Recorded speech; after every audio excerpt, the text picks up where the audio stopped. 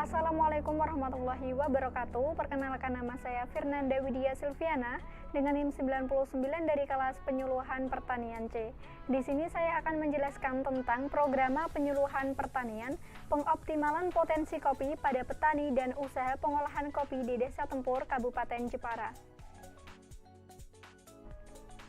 Topik pembahasannya akan kita bahas bersama adalah yang pertama, apa itu program penyuluhan, lalu yang kedua adalah kondisi dan juga potensi kopi di Desa Tempur, lalu yang ketiga ada tujuan program penyuluhan pertanian, yang keempat ada permasalahan yang dihadapi, serta yang kelima ada rencana kegiatan program penyuluhan pertanian.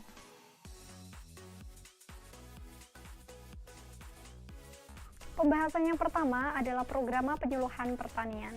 Nah, penyuluhan pertanian adalah suatu sistem pemberdayaan petani yang termasuk ke dalam sistem pendidikan non-formal bagi keluarga petani dengan tujuan untuk membantu petani dalam meningkatkan keterampilan teknis, pengetahuan, mengembangkan perubahan sikap yang lebih ke positif dan juga untuk membangun kemandirian dalam mengelola lahan pertaniannya.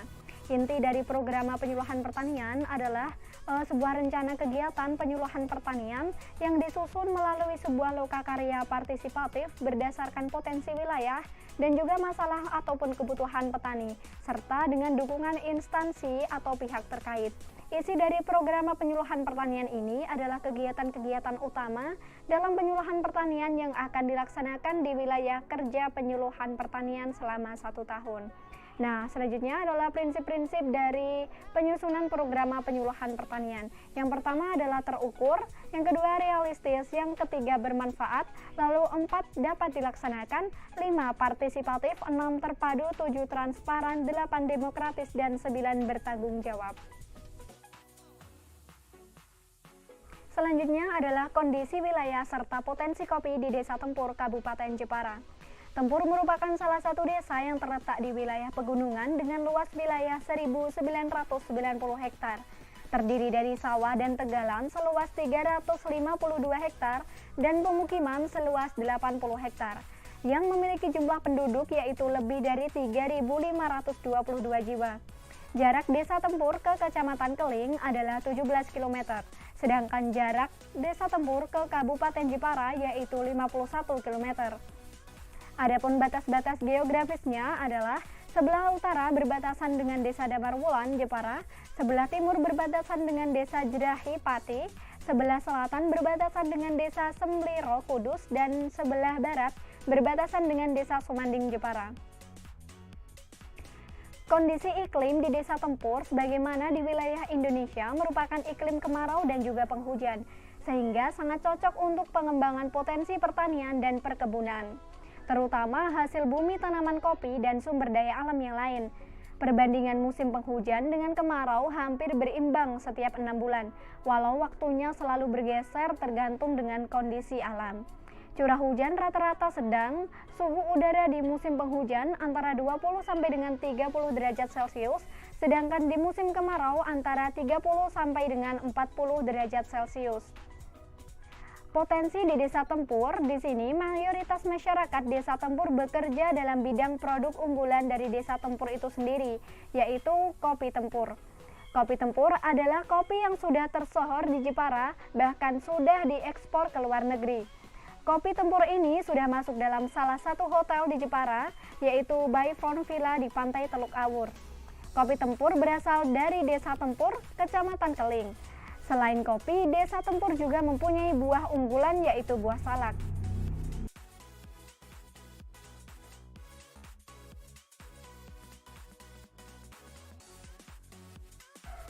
Selanjutnya adalah tujuan program penyuluhan pertanian.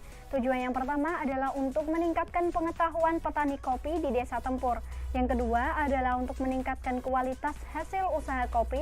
Lalu tujuan yang ketiga adalah untuk meningkatkan skill manajemen dari aspek usaha mulai dari permodalan, kualitas proses produksi, sumber daya manusia, sistem pemasaran, dan manajemen keuangan.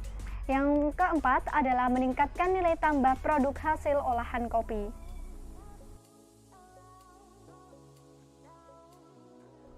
Pembahasan selanjutnya adalah permasalahan yang dihadapi oleh petani kopi dan juga industri pengolahan kopi.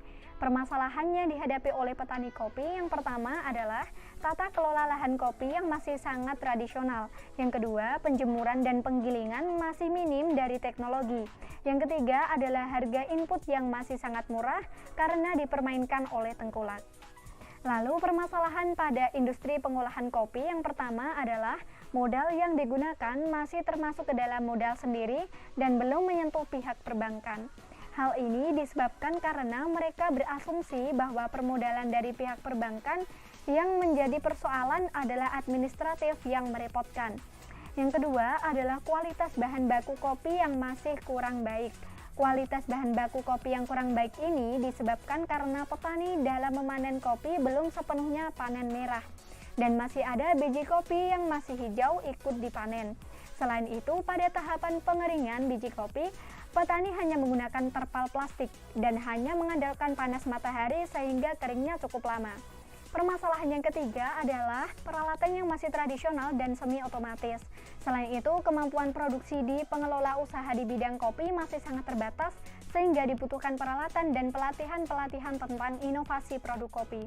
Permasalahan yang keempat adalah sistem pemasaran yang masih banyak menggunakan cara konvensional.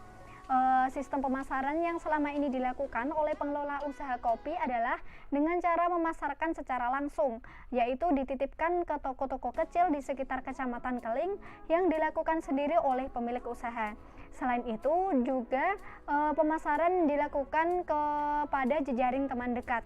Dan yang kelima adalah manajemen dan juga administrasi belum ada pencatatan khusus. Manajemen dan administrasi usaha di sini masih menggunakan sistem tradisional serta belum ada pencatatan khusus untuk bagian keuangan usaha.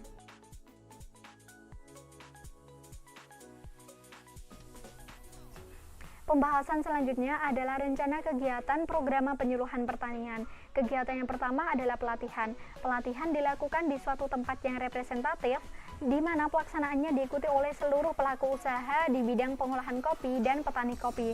Untuk mengefektifkan kegiatan tersebut, maka metode yang dipakai dalam pelatihan adalah metode praktis sesuai dengan kebutuhan mitra yang berupa kombinasi ceramah serta praktek.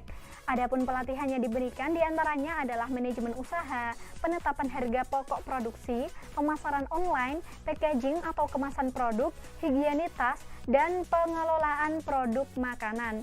Lalu, selain pelatihan juga melakukan sosialisasi yang berkaitan dengan desa wisata dengan narasumber dari Dinas Pariwisata dan Kebudayaan Kabupaten Jepara. Lalu, kegiatan selanjutnya adalah kegiatan pendampingan. Nah, dalam kegiatan pendampingan ini, tim penyuluh melaksanakan bimbingan langsung di lapangan ataupun tempat usaha mitra, sekaligus melakukan evaluasi terhadap hasil pelatihan, aspek-aspek dari aktivitas usaha industri pengolahan kopi. Selain itu, pada pendekatan pendampingan ini, tim penyuluh juga memfasilitasi pembuatan web sebagai sarana promosi dalam usaha meningkatkan akses pasar, produksi kopi, dan juga industri produk olahan lainnya dari desa tempur.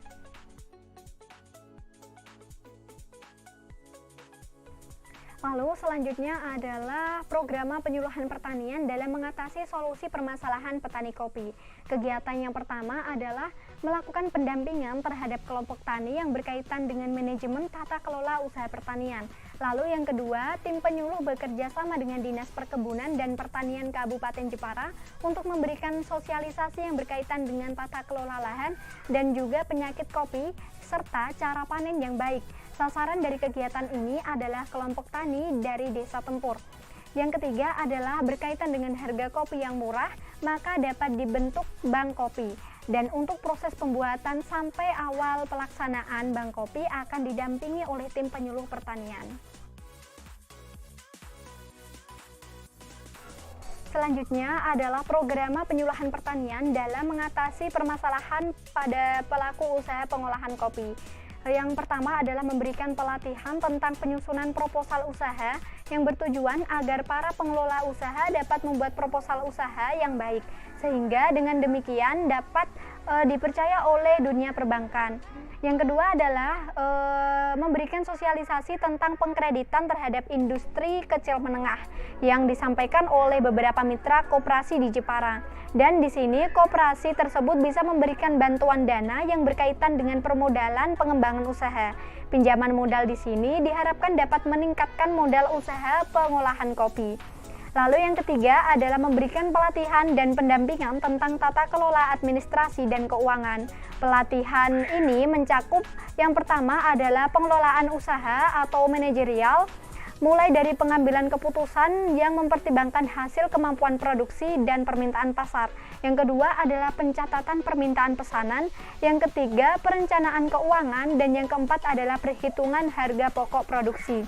Lalu dilanjutkan dengan pendampingan pasca pelatihan dengan harapan hasil pelatihan di sini dapat diaplikasikan oleh para pelaku usaha sehingga mereka mampu membuat pembukuan sederhana terkait usaha yang mereka jalankan.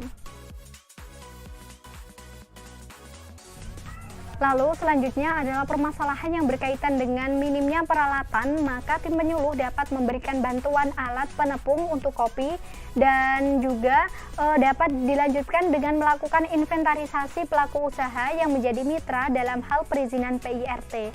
Selanjutnya yang kelima adalah memberikan pelatihan tentang pemasaran online dan melakukan rebranding dengan beberapa kegiatan. Kegiatan yang pertama adalah pelatihan terkait e-commerce dengan mendatangkan tokoh yang sudah ahli di bidangnya untuk memberikan pencerahan dan pemahaman sistem pemasaran yang efektif. Lalu dilanjutkan pendampingan untuk memberikan pembelajaran tentang marketing atau pemasaran melalui media sosial. Selanjutnya yang kedua adalah melakukan rebranding terhadap produk-produk olahan kopi, mulai dari kemasan atau packaging dengan dilengkapi label serta kemasan yang menarik. Lalu juga bisa dilanjutkan dengan mengikuti pameran-pameran di beberapa event di desa ataupun di kabupaten agar produk di sini lebih cepat dikenal oleh masyarakat. Terakhir adalah kesimpulan. Kopi Tempur merupakan komoditas unggulan dari Desa Tempur yang sangat cocok untuk dikembangkan. Namun petani dan juga industri pengolahan kopi di sini masih mengalami beberapa kendala terkait permodalan, sarana dan prasarana, manajemen, administrasi, serta bahan baku.